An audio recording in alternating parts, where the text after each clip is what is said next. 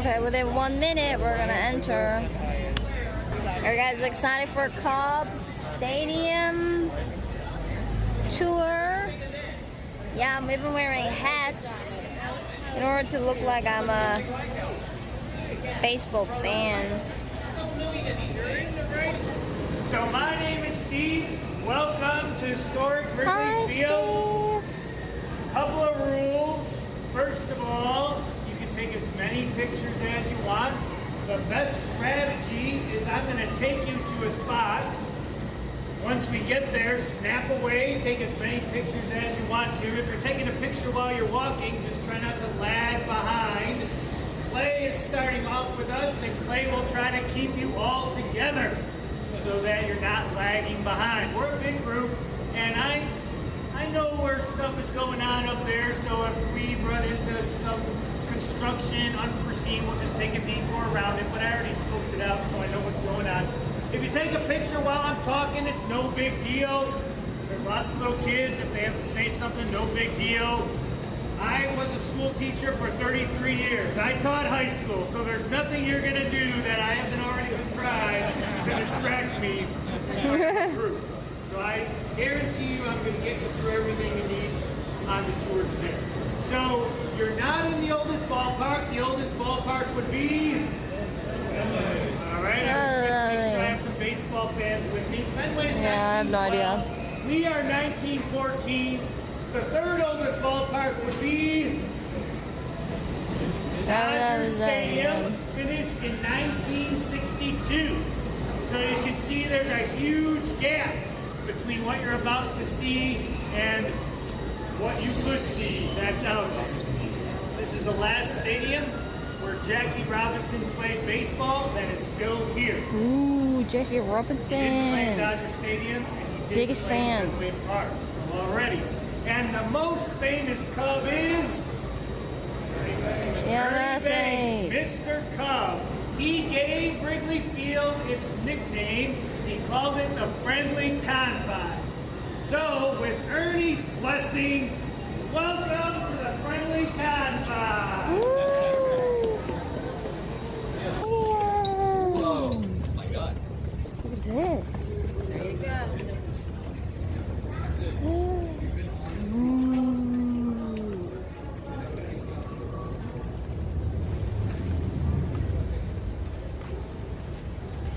This is where all the baseball players play baseball chats. Load on both sides.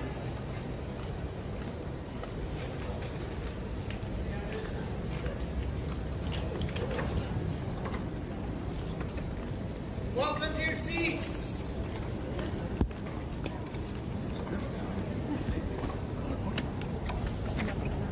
I know everybody's smiling. That's because I know exactly what you're seeing.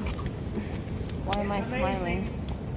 Oh, this is where when people are watching, and then in the big TV, they make a like kiss cam or something, and then those two people in the camera should kiss. That's it. Welcome to your seats. How you like? Yeah, I guess. I'll adjust. Kiss and hold me. A little while ago, that wasn't in the shade, so when I scoped out what was shady, this is my pick. Not anymore. Yeah, because of Rona, they don't kiss anymore. Cannot kiss. So our plan for today is we are going to make our way to the bleachers. Then we're going to make our way to the ivy, and you're going to stand amongst the ivy and take some pictures if you like. Then we're going to make our way to the upper deck, because most people don't understand that this is right in the middle of a neighborhood. Like most parks, you get off an exit ramp on the highway and it's surrounded by parking. Well, if you walked up here, you know you're not surrounded by parking here. So it's good to see where you fit in the neighborhood.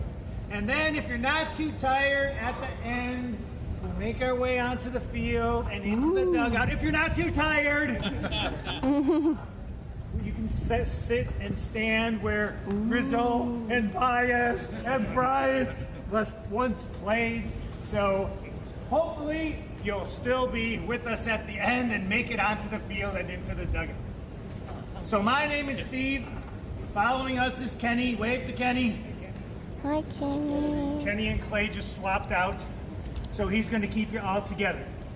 So when I was little, my dad kept telling me these stories when I was 6 or 7. He would talk about a place called Wrigley Field. And he would say things like, the grass is greener, the bleachers are sunnier, only the best players get to play at Wrigley Field. And he told a story that he and his friends would get on a train. How magical is that? I didn't know it was like an L train. I thought it was a train. And his friends would get off, they would wait until the 7th inning, and they would let them in for free.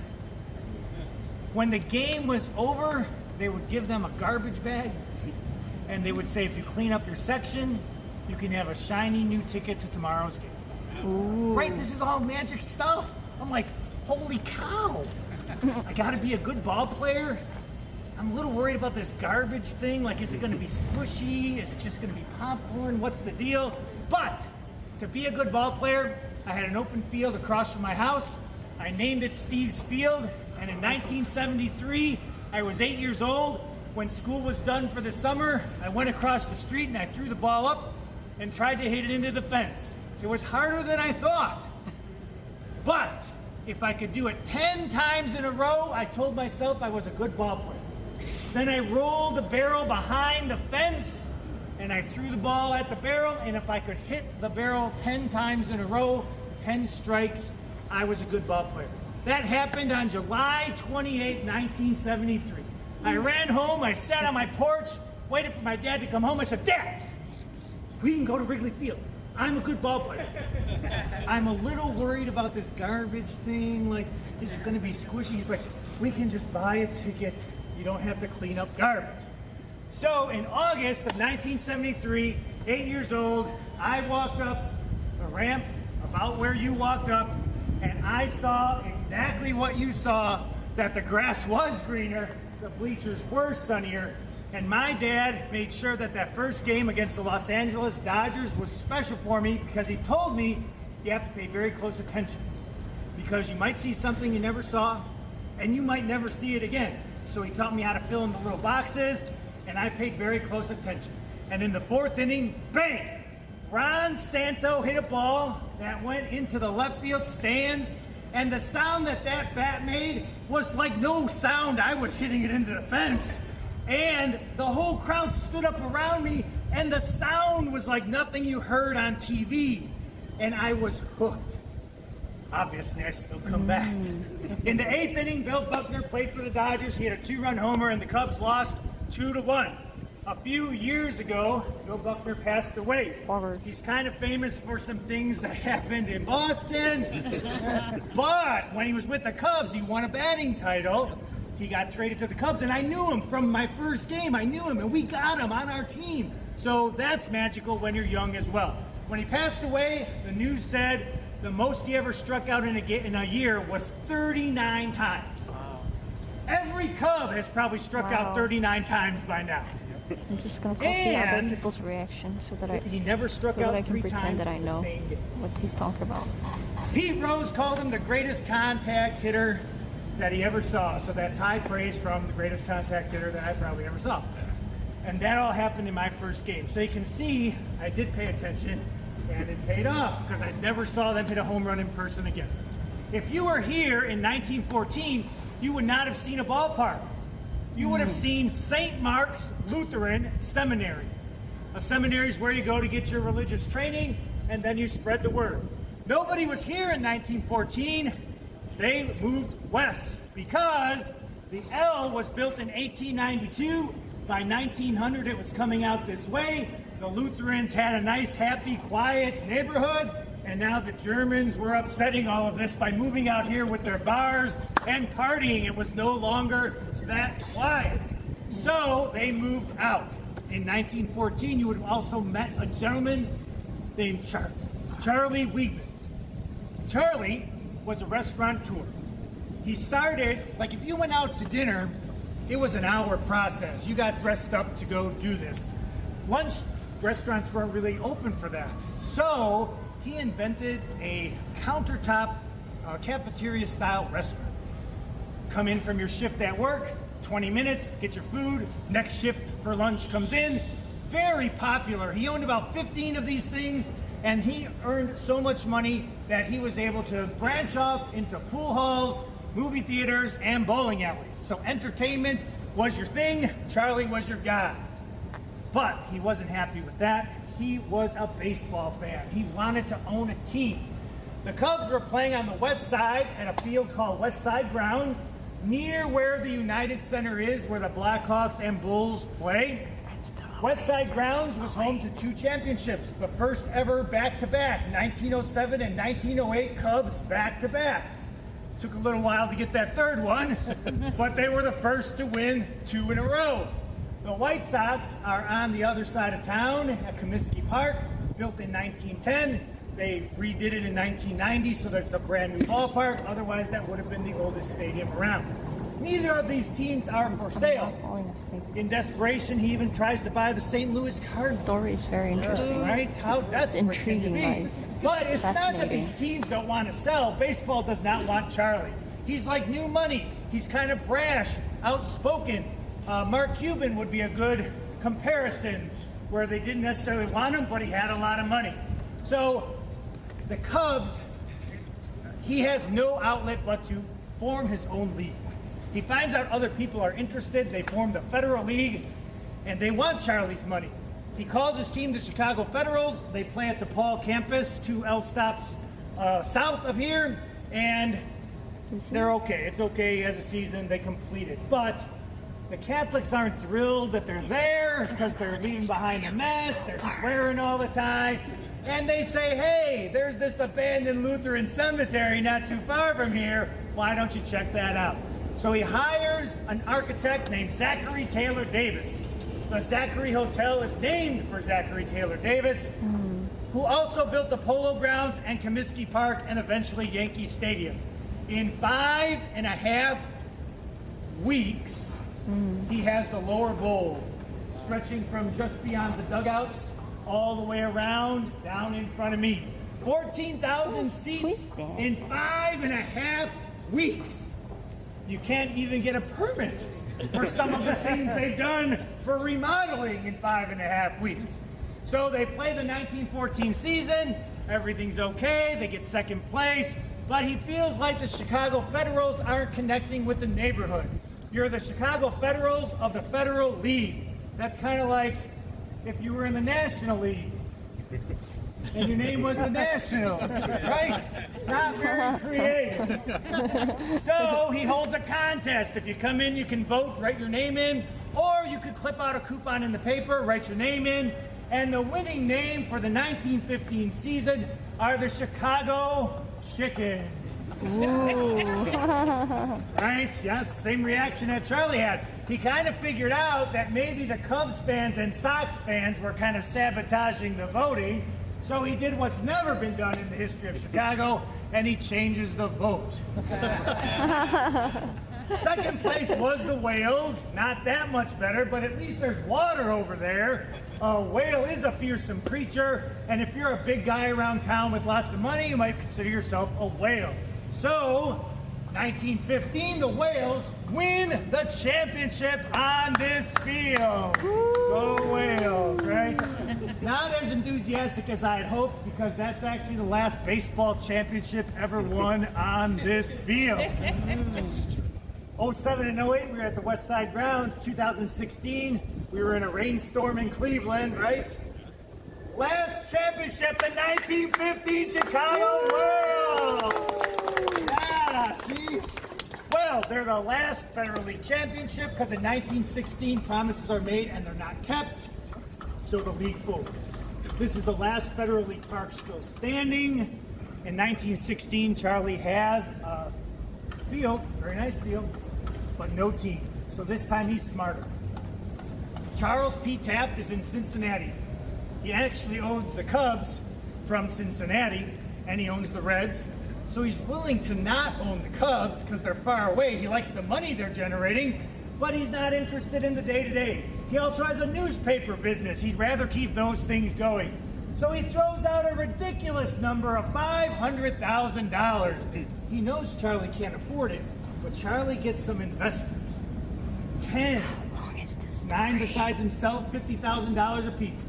Some of the investors include Roebuck of Sears and Roebuck, Philip Armour of Armour Meats, and a young soap salesman named William Wrigley Jr.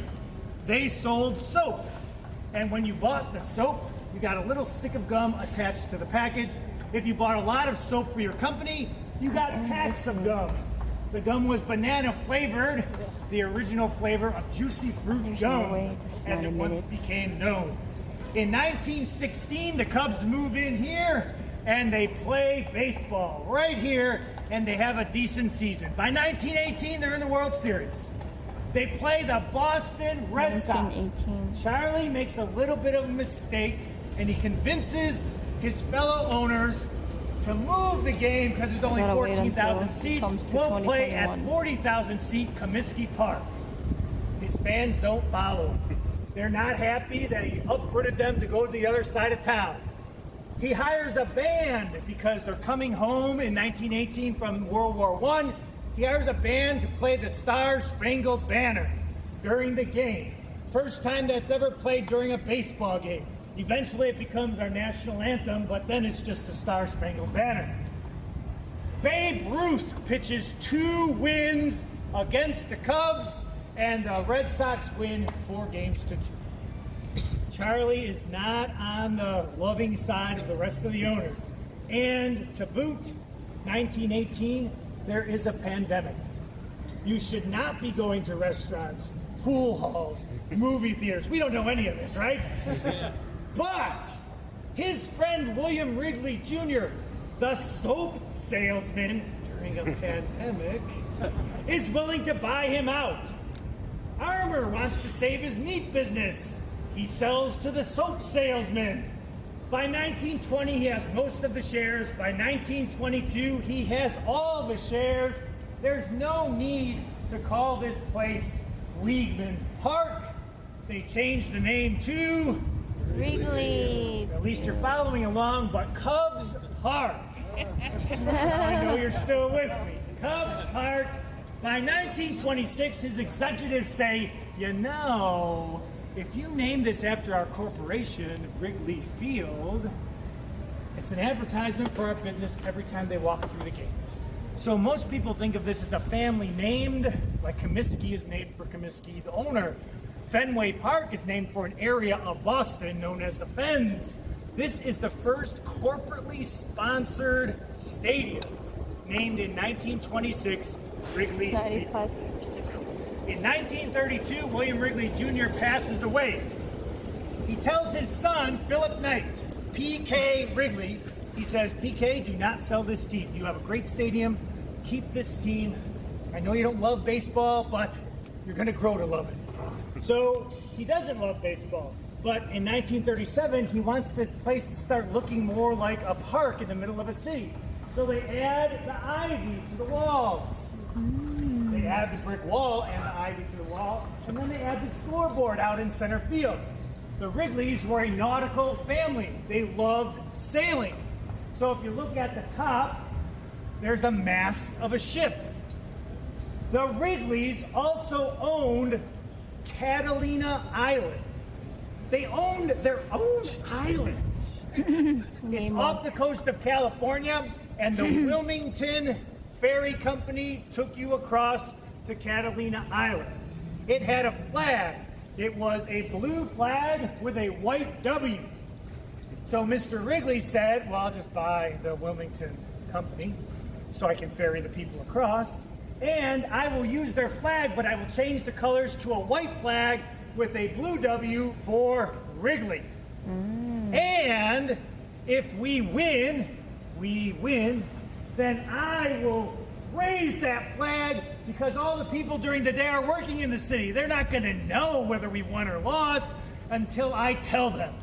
So you'll see pennants around, nautical. Flag at the top, nautical. And then the pennants for the teams would be below that. There were 8 teams. You would want to see your pennant race up to the top. So that's where the term pennant race came from the top of our scoreboard.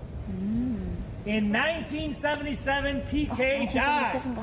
And he tells his son, William Wrigley III, I don't care what you do with the team, like they kind of stink.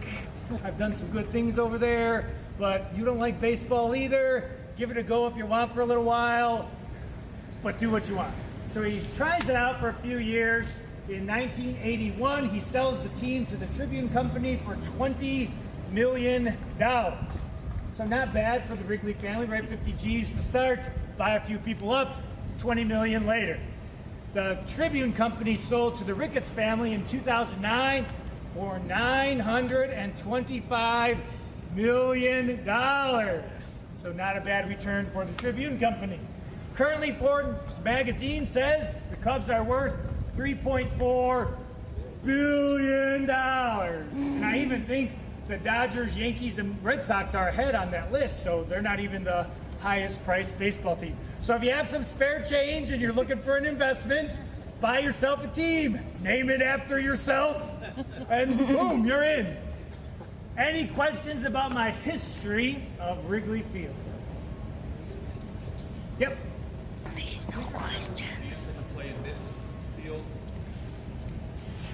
I want to say yes, because I think they lasted until at least that World Series team. Right around 14. Yeah. So it's going to be close. Yeah, good question. Hit the Google machine while we're walking. Any other questions? Yep. He said the Google too, by the way. So the Bartman seats would have been, I was I right. have the picture that this would have come back further because when they took the bullpens out, they pushed it all that way. So there's not going to be an exact Bartman seat because that wall is about 20 feet that way than it would have been. And the slant is a little bit less. Like Yeah, the he slant said was keep a the little bit Google more machine. when it went straight If you down. want to impress this guy, ask him how many hits Barry Manilow had. Should I ask? Should I ask the question? Yep. Are any of the other Federal League teams, like, are the current teams based on those, or did they all kind of fold? Yeah, no, they were all like they were named like the Kansas City Packers, the St. Louis Terriers. They had like weird names you wouldn't even want. The Chicago Whales. Yeah. Do you know which seats Ferris Bueller and Captain Fry like sat in when they watched the game in the movie? I So- think it was in this area. I don't know if you have. Yeah. So, is it bleachers or seats? Because the bleachers are a little different because they were only about 8 to 10 rows deep. So it would have been toward the front. And that expansion all happened like in the last, I would say, 10 to 20 Just years, kidding. depending upon where you are in the bleachers. Yeah, say Ferris. Yep. Does this field get used for like high school state championships or anything like that? They haven't in a while, but it did. It did in 1918. The New York champion ask, played how the do- Chicago how do I champion. play Lou baseball? Gehrig was 18 years old. when he What are slammed onto rules? Sheffield Avenue. His mom didn't want him to come, but the manager said he would take very good care of him. Apparently he did. Yeah. Anything else? All right, we're going to head to the bleachers. We'll stop up there and talk about some things. Oh, your phone's on the ground. Oh, thank you.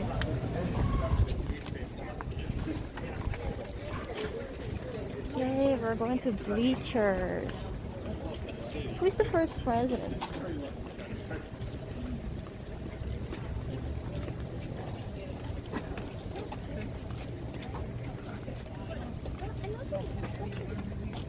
So I've heard bleachers too. What is bleacher? I don't want to say like I don't want to say out loud my ignorant questions because I don't want to get beat up.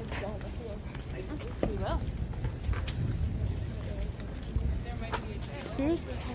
Okay. So we're going to bleacher seats.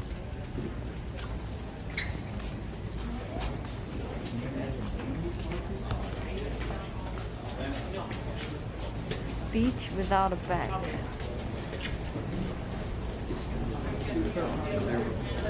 Benches to sit on is the bleacher. Okay.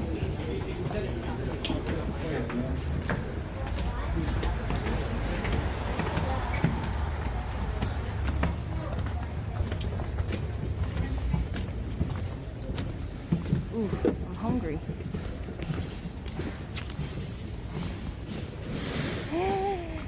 Oh, this is the bleacher, the bench to sit on. Look at it. Who sits here? Baseball player? Or random people? Eventually, we'll sit in the center field. Beautiful view of it. Fans? Zane, if you want to stay, we'll be here 3 or 4 minutes. There you go, a bench to sit on. Wow, this sit is pretty cool though. I mean, there's no back, but you can see from pretty close. Well, you can avoid, if you sit over there, you can avoid sun though. Yeah, it's pretty hot probably if someone sit there. It's very far. We will go into the field soon. I'm glad they forgave him before he got it, right? There's still a name in Boston. There's still a bridge in Boston named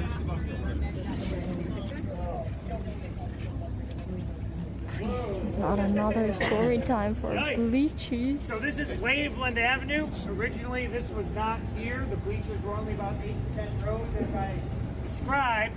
So we're walking closer to Waveland Avenue than we would have been able to do. They wanted to put in these big boards, so they installed some walking areas over the sidewalk that was there, and then there's a little more sidewalk that way. I stopped you at Kenmore Avenue. Kenmore Avenue is home to a couple of famous home runs. Not only do people hit home runs onto Waveland Avenue, a few have gone on to Kenmore Avenue. We had a player in 1979 named Dave Kingman. His nickname was King Kong, and he was 6'6". And on a May day in 1979, he hit the third railing, or the third banister, Wow. which is yellow in color. Imagine you're just That watching was his TV third and the ball home just run of breaks the your day. window. And it hit And the then people are porch like, wow, that's colored home yellow, run. the third one down. The lady heard the sound, but she didn't know what the sound was because there was a delay on TV. So when she saw that it was her house, she ran out, picked up the ball, showed it to everybody, and then went back in her house. It was his third home run of the day, and the final score of that game was Phillies 23, Cubs 22 in 10 innings. If you're a fan of that era, they celebrated the 40th anniversary of that game by writing a book that covers inning by inning, but also all the players involved and where they ended up. Best Godzilla 1998 had Sammy scenes here, Sosa Matthew in Broderick at the 1998 one in a and ball only that Jinny went down the Zivera. middle of the street. It landed between the 4th and 5th tree down the middle of the street, and it rolled. When it landed, the ball hawks went out and marked a circle with an S for Sammy. And that ball, or that street, has been paved over a couple of times, but they always put the mark back down. But it seems to have drifted a little further down the street. So if you want to go on Kenmore Avenue, you can see the site where Sammy hit his 800-foot home run toward the left side down that street. And Glenn Allen Hill in the year 2000 is the only player ever to hit a ball onto the rooftop. That rooftop is 460 feet away for the building, but it would have had to come down, so it would have been probably more than 500 feet when it would have landed. Glenn Allen Hill was using the same Flintstone vitamins as Sammy Sosa may have been. All right, moving on. Yay! Cool. Yeah, so if you have a house over there, you don't know when you're gonna get hit by a ball. Your house is, you don't know when your house is gonna get hit by a ball, you know? Kind of cool. Look at this house. Pretty rare, but still, it happens. Oh yeah, pretty noisy too whenever they're having baseball. But if you're a baseball fan, you would like it.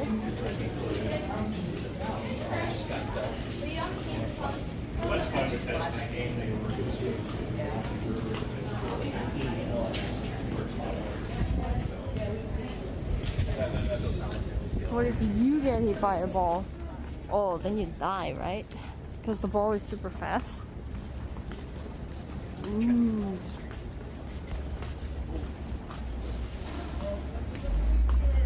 Yeah, this content is for baseball fans. And also it's kind of cool to see the stadium.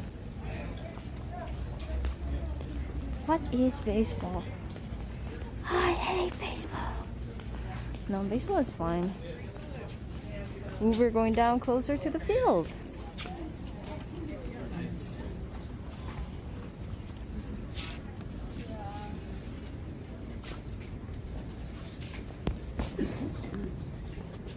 I think we're gonna go into the field soon. Is that like real grass or fake grass? You can find some shade kind of in the back there. You'll still be able to hear me. I got a big mouth. If you want to stand, you can stand, but most people like to at least sit for a few moments in the bleachers. Like my dad said, their bleachers are sunnier, but they're also hot because they're metal.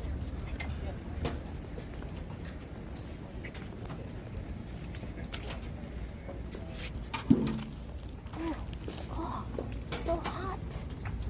My ass is Welcome burning. to the bleachers. Ow, my ass is burning. Burn. Bleachers, fans are the greatest in baseball. Let's keep it that way. Only for the playoffs. Sprint to your seat once you have a general admission bleacher seat. Oh my god. There are no assigned seats. Anything that's over that yellow line is a home run. What yellow line? Right at the front of the basket. Oh, gotcha. Good. So, originally, So if the ball goes over this, it's a home run. Huh? 22 to 26, they start moving back so they can have the lower bowl plus the upper seating area. And then in 27, they go up on the third base side. In 28, they go up on the first base side. So that's what the ballpark pretty much looked like back in 1928. This was not here. The bleachers were added in 37 and were much smaller, as I told you, than they are now. As a lifelong And the Cubs wall was fan, added I in appreciate 37. this There content so wasn't much. anything out here Wrigley is the but happiest open place in space. sports. There was a dormitory for the Lutheran seminary out in left field, and there was a chapel that was left because it was far enough beyond. The chapel was just there. If you wanted to have a home run, they had a rope out here. And the rope wasn't fastened to anything. It was held by Cub fans and Cub employees. Right. And if it went over the yellow rope, it was a home Applying run. sunscreen. If it went under the yellow rope, it was a ground rule double. Seems ridiculous that for the Cardinals coming to bat, you might want to stand nice and tall. You might even not care about the Cardinals, so you might walk back a few feet. And that was a home run. But when the Cubs came up to bat, you had to rest a little, right? You wanted to see your favorite player, so you might walk in a few steps, and that would have been your home run. For 10 years, the Cubs led the league in home runs. Not surprising. The Cubs said home field advantage. The league finally said, you're cheating. So they made them install a barrier. In 1932, they kind of rolled in walls, but they didn't always roll them to the same spot every game. In fact, in 1930, the Cubs had a player named Hack Wilson, and he hit 56 home runs, and he drove in 191 runs on a field that nothing was in perfect place. That's still a record today for RBIs. 1937, they installed the brick wall, and then they added the ivy to the wall. Now, the rope, or the bleachers were fixed and expanded by the 40s so that they were about 8 to 10 rows deep. In the 50s and 60s, there were a group of fans that always came out for day baseball because that's all we played here. And journalists and people in the booth broadcasting the game, they would notice that the same fans were always out here every day. And they're like, do they not have jobs? Do they not go to school? What what kind of bums are they? Are they bringing in bums off the street? So they named them the Bleacher Bums. And the bums took their job seriously. They said it is our job to come to the games and cheer on the Cubs because they need us, and we will heckle the other team. So they put on yellow hard hats and they had lunch pails, and they considered this their job. You can see how close we are to the center fielder, right? If you yell at the other team's center fielder, he's going to know who yelled it, and he's going to hear every word you say, no matter what those words might be. And they considered themselves heckling the other team as part of their job. The wall was flat, so they could stand on there if they weren't getting their point across, and they could yell at that center fielder. Willie Stargell was a famous player for the Pittsburgh Pirates. He played left field, and the Bleacher Bums found out that he did not like mice. Mice? So they put some mice in the ivy, they made their way down, and he kept seeing these little mice, and he kept looking over his shoulder, and they distracted him for the whole time he was here. So their job was to cheer on the Cubs and heckle the other team. The Cubs were not very good in the 50s and 60s, so they had to entertain themselves out here, and since you could stand on the flat wall, that meant you could walk on the flat wall, and that meant you could run on the flat wall. So if a Bleacher Bum stood by the foul pole over there, and a Bleacher Bum stood on the foul pole over there, and another Bleacher Bum in center field dropped a handkerchief and held an ice cold Hope we don't get a beer, test on this. We will, guys. And I'm gonna get ads because I wasn't listening at all. Most of the time, they Were you guys eventually made listening? it. Sometimes they I was would applying fall in, and sunscreen. their comrades would put them up on the wall, pat them on the butt, and say, "Continue on." Sometimes they fell the other way, 12 feet onto crushed red brick. It's not the same dirt you see out there. This is a warning track. You want is your quite cleats cool. to make a sound, so crushed red brick makes a sound. In 1969, we were in a pennant race. We were pretty good. So it happened about 20 times that during the game, they had to scrape the bum off and take him to the hospital. Illinois Masonic was about 10 minutes away. But they did this during the game, so the game had to be stopped for short periods of time to scrape off the bums. Baseball said, please get control of your bums. So in 1970, they put the peak on the wall, so you couldn't run on the wall. They increased security from 1 security guard to 4. And they installed the basket. Like bomb? Most people Actual think the like basket there bomb? is to stop people from throwing things onto the field. Well, it's there to catch drunk people. Oh. It's a bum catcher. And at least now when you see the yellow rope, it's not moving up and down, right? It's in one place. So even though it catches home runs before it gets into the bleachers, it catches them at the same place for everybody, Yeah, even the he said visiting bum. team. So in 1940s and 50s, this area was just bleachers. Now it's this lush bushes and wonderful seating area under there for a private club, and then handicapped seating above there. But it used to just be seats. The Bleacher Bums who sat in those seats were very smart, and they were very well dressed. They would bring their dark jackets, and they would wear a nice fine white shirt underneath.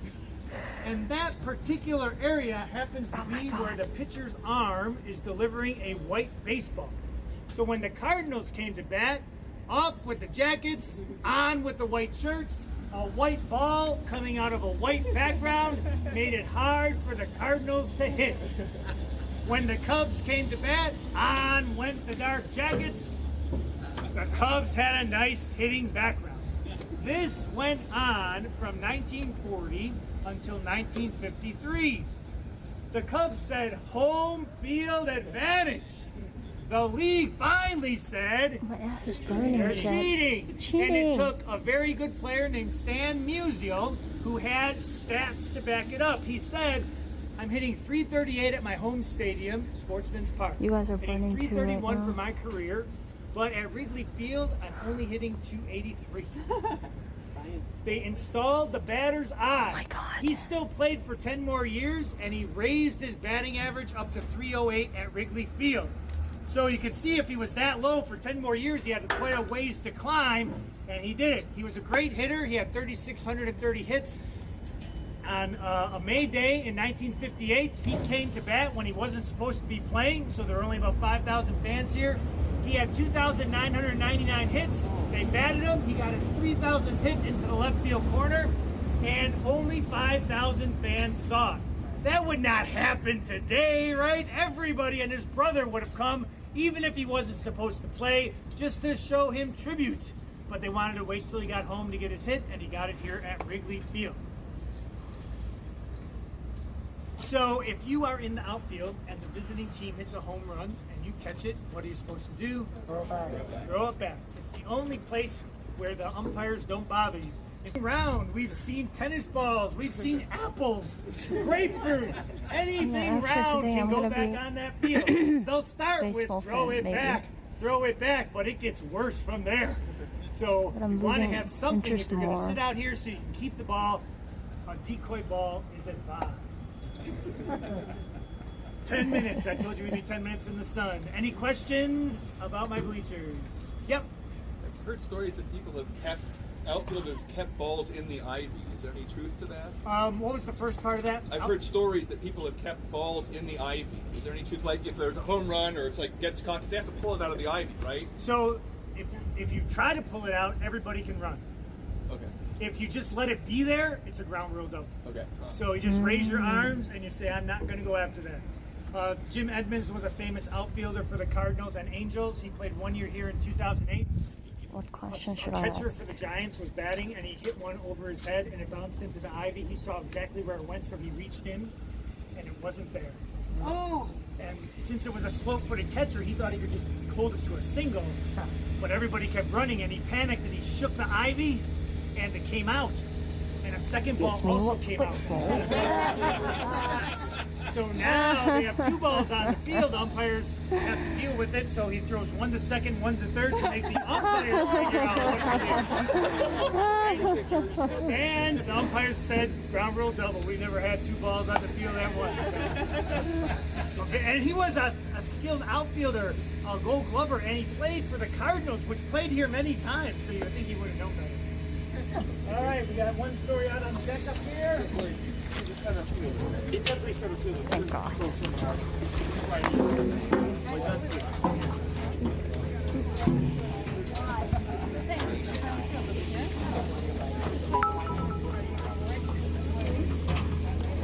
For real stuff. How did they even sit down on this like freaking sunny day? It is burning and then the sun is like directing you right away. It's like burning hot. Jinny, pay attention. As someone who don't give a shit about baseball, this is incredibly boring. I thought it was just a field tour, look around, take a picture, and bye-bye. Not history. Baseball. Restroom. It burns off any UTI.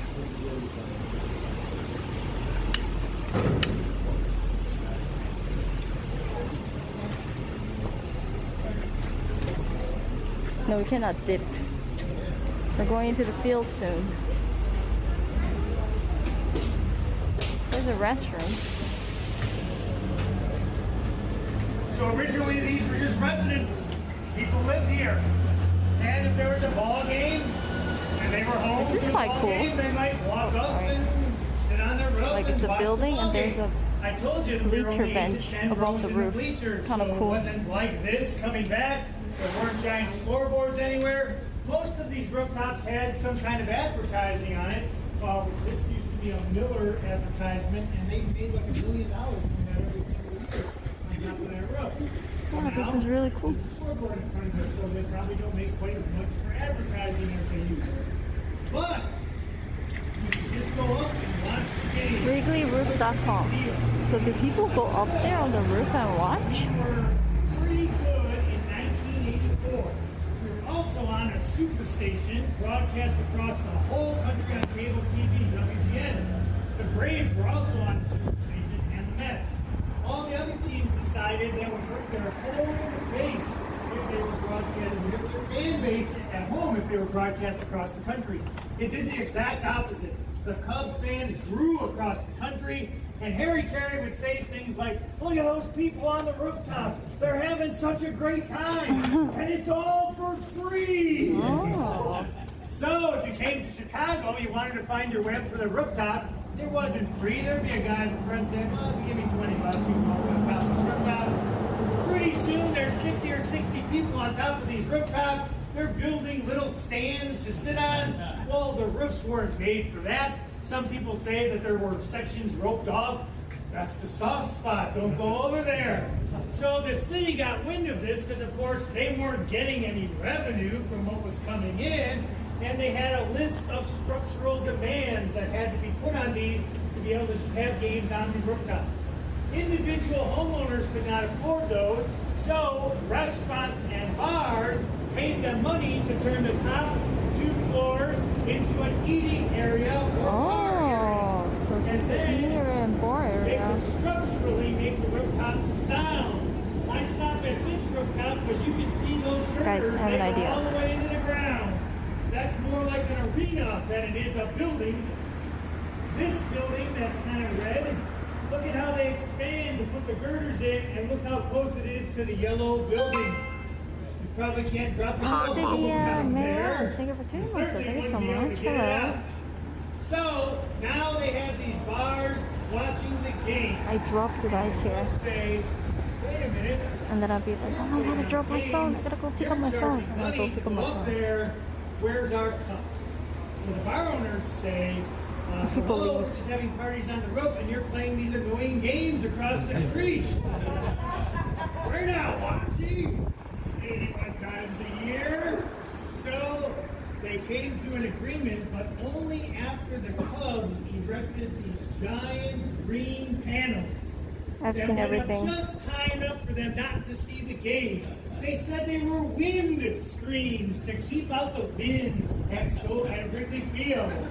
Well, that brought them to the bargaining table, and they get 1/6, 17% of the revenue. I would enjoy watching baseball over the roof. I think it would be kind of cool. But I wonder how they're gonna see it so far away, isn't it? When they wanted to do some of these renovations, But can they even see what's happening? realized things in the neighborhood, like you're violating some of our agreements, you're putting up things where we thought we could see. And so the Ricketts family bought anything that has the green sign, WrigleyRooftops.com. Their real estate company owns those 12 out of the 16. Some people just didn't want to sell. They like living in Wrigleyville. They like everything. Other bars, like Murphy's Bleachers owns that one over there. And I think the Pully Bear owns one of these over there. So it's a bar, and they just like being in the neighborhood. This particular rooftop that has the long Pay attention. What? bleachers is home to a famous story about a pitcher for the Cincinnati Yeah, it looks like they're not gonna have good view at all. They just like get drunk over there. They talk about baseball. They'll probably watch baseball game from their phone. And he wanted to see what it looked like on top of the Wrigley rooftop. So he said he was hurt. He went into the clubhouse, walked across the street in a dark jacket, took off his jacket, had on his Reds uniform. I went to and he those sat on rooftops. top of that It's a rooftop. huge party with food, beer, music. It was awesome. His friends on the field were waving to him. He sat near the Your front, content is so kind of diverse. dangling over, I am no and he had a baseball hot fan dog and from and a UK, beer. but it's interesting. His Stay manager strong, was immature, Dave you'll make your Johnson. way He to eventually alcohol saw later. that he was up there. Alcohol. They go through that. I'm not supposed to drink alcohol because I'm taking antibiotics, by And the of way. course, he said it was the best Feels bad. $1,000 hot dog and beer that he ever had.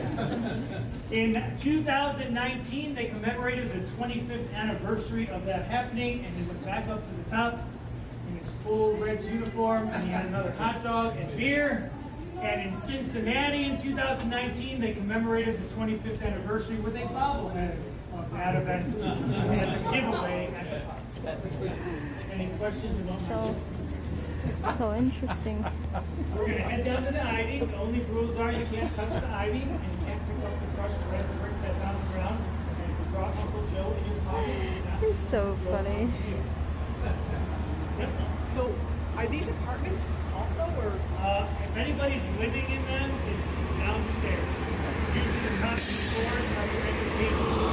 And there might be a caretaker in each one. Maybe Apparently there are some people living in there. Thank you. All right. Okay, now we're gonna go to the field. It is cool building, it is. Yeah, it's a pretty cool building. Must be hell. Yeah, it'll be super loud. Like bars and food restaurant on top.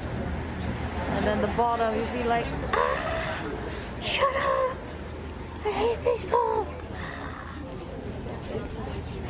Pretty sure it's expensive too though.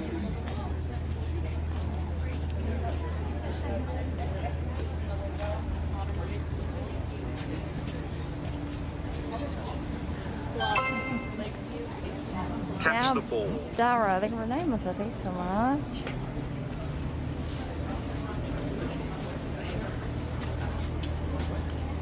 Ooh, some ice cream and kitchen here.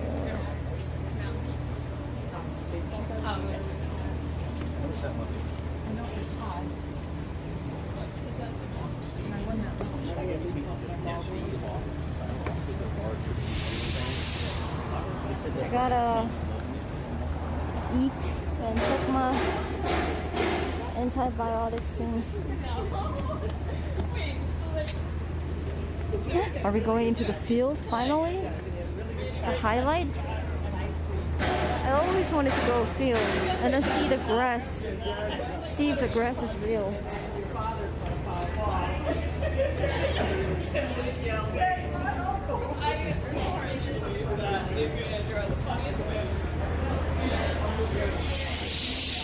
Yeah, I'm gonna touch grass, guys. Oh, we're in the field. Look, look, look.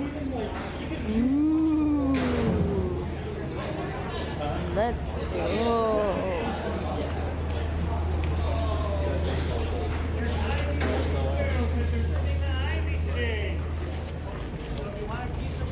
Hey, we cannot go in. Help yourself. You can. Wait, what? From the wheelbarrow. There's a wheelbarrow with some ivy in it. If you want a piece of prickly ivy, there's a wheelbarrow. Wait, we can take ivy? Don't touch the ivy, please.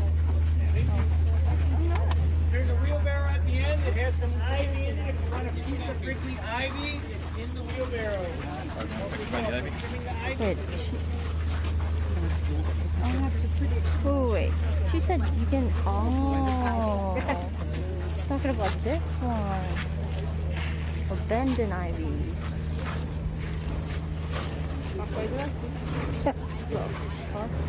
It's supposed to be souvenir. Yay, I guess.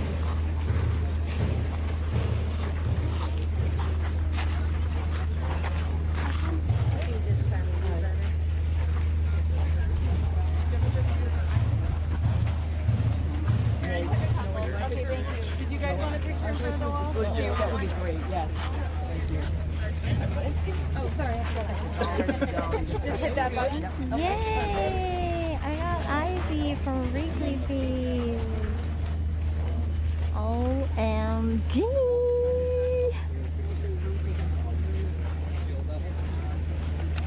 No way, guys. Look at So you this. see it's crushed red brick. It's a little longer than a normal warning track because you're going to run into a solid brick wall. The ivy was put on the wall in 1937 because PK wanted it to This look is like more like a actual park. professional baseball player. Played baseball. He Pasadena, won. California, that had some flowers on the wall. And in Indianapolis, Victory Field had some ivy on the wall. So Bill Beck Sr. was his executive, Bill Beck Jr. was his son, and he was a groundskeeper. He asked Bill Beck Jr. to install the ivy. He gave him a time frame of 3 days because he had investors coming.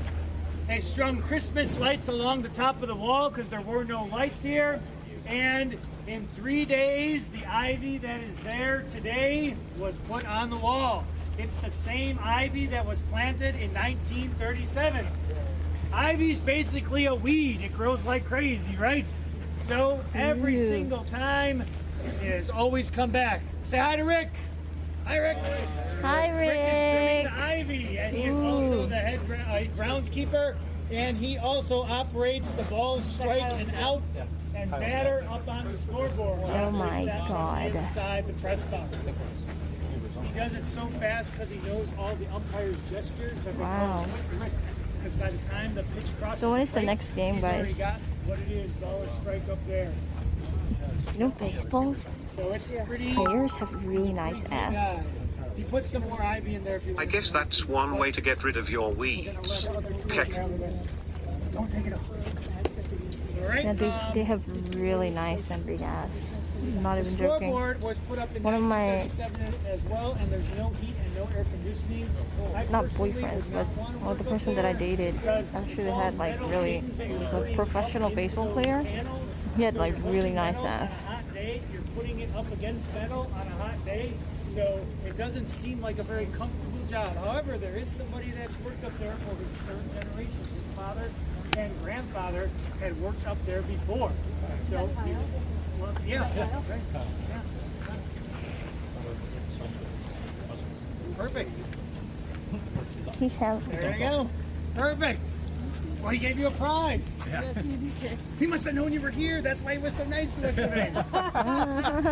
Thanks. How often do you have people? Can I ask if this is a real grass or not? I would say it Or happens would at that be a least once stupid question? a day.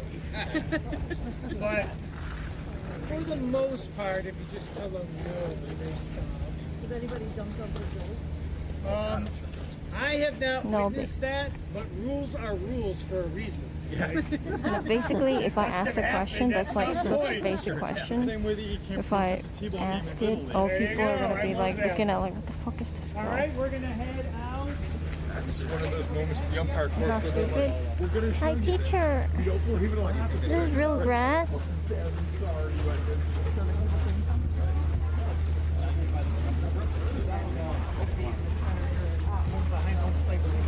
Okay.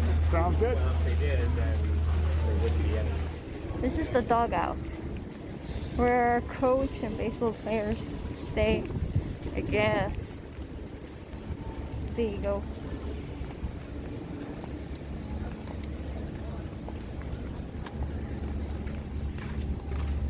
As long as you stay at the front of the dugout, we can use the dugout. The back, they're repairing some things. I think they have some epoxy down there. That's cool. So I'm actually sitting on a chair where popular baseball players have sat down. Stay in the front of the dugout either way. Ooh. Same ass. As long as you stay in the front part of the dugout, we're good. Oh, sorry.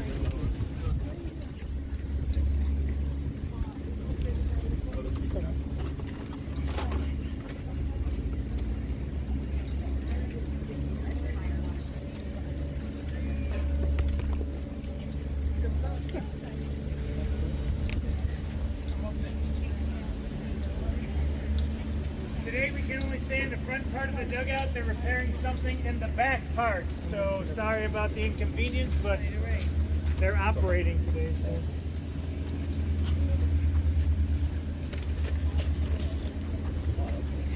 One, two, three. Thanks so much. Yep.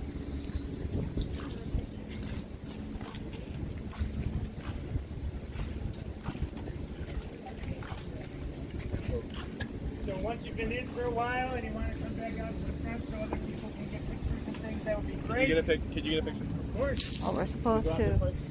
Yeah. This tour is going to make you seem like a baseball enthusiast. Wrap up for more. Snippers offering to take you to James.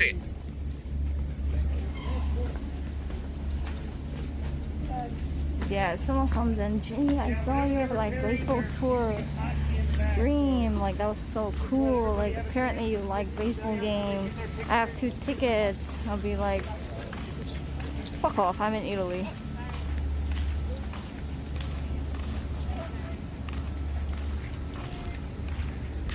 It is real grass.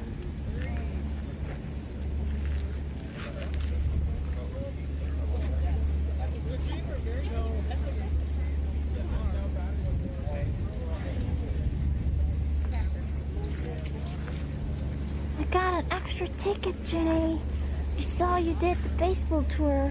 Apparently you really like Cubs. Do you want to go on a baseball game together with me? Thanks for your patience. It's like so my feet or something. They're watering and I don't, it's like,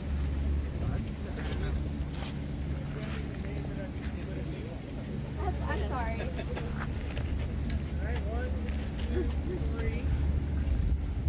All snipers are cops now.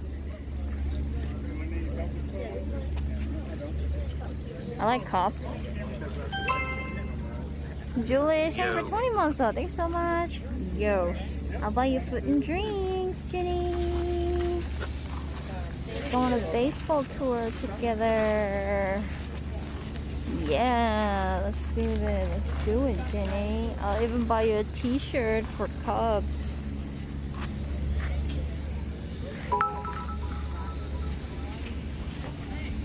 What if Mio asked you to go to a baseball game?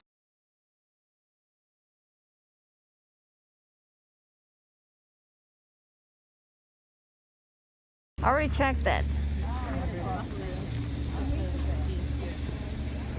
I'm hoping that.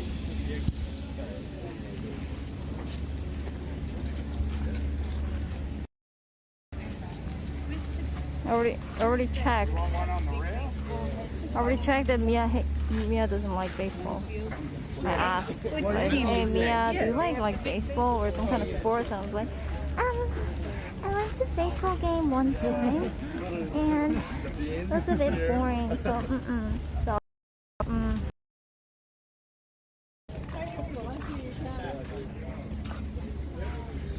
We overheating? A little bit. It's okay. I think this is the last part where people take picture. I think we should take picture too. This is kind of cool. So. Did you shower today? No, I didn't. Yesterday I was suffering from exploding ass. So for 3 hours. So I didn't have time to, you know, do that.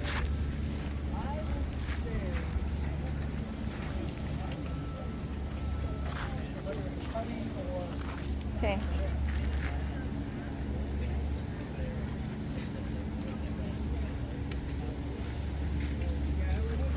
Pretty nice picture. Really, really greasy though, my hand.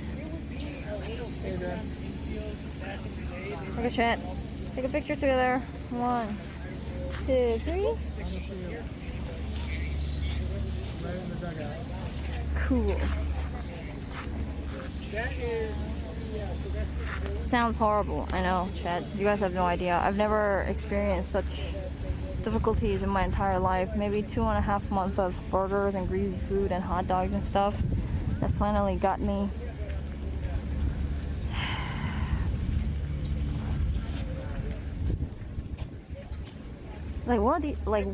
Like few days, because when I'm not streaming and then I'm like taking airplane, and then they don't even serve food, so I would just like final story. My second trip to Wrigley Field. I was 11 years old. It was 1976. We came on a Cub Scout trip and we came on a bus. I was telling all my friends that my favorite player, Rick Monday, I was hoping he would hit a home run that day. But the Phillies had a player that I thought might hit 2 home runs that day. His name was Mike Schmidt. So we're at the game. My friends just run around the stadium like crazy people. When I watch the game, and by the 7th inning, the Cubs are winning 13-7. Rick Monday has 2 home runs, and Mike Schmidt has 2 home runs. What a great day, bragging to my friends how wonderful it was. I almost predicted what was going to happen. By the 7th inning, we're winning 13-7. The adults have had enough. Off we go. The next day I read Phillies 18, Cubs 16. Mike Schmidt hit his 3rd home run in the 8th inning and his 4th home run in the 10th inning. The only time it's ever been done here at Wrigley Field, and I was here for half of them. Wow. Right? So oddly enough, I took my kids to a White Sox game against the Mariners. The Mariners had a player named Mike Cameron who used to play for the White Sox. He hit his first home run. He hit his second home run. We weren't leaving. He hit his third home run. He hit his fourth home run. And his fifth home run went to the warning track. I have been to 2 of the 17 4-home run games. The only time it's ever been done in the current stadiums that they're in. And I was there for 1.5 of them. Right? And like my dad said, you have to pay very close attention because you never know what you're going to see and you don't know if you're ever going to see it again. So on behalf of the Cubs and Kenny and Ashley and myself, I thank you for coming today. You had a beautiful day. It was a wonderful day to walk around Wrigley Field. I will see you out this way. Same. But still, I think it was an interesting tour. Because, you know, it's a new content. Not recycled. And yeah, we got to see the inside of the baseball field, which was pretty cool. I heard a lot of story about Steve. It was nice.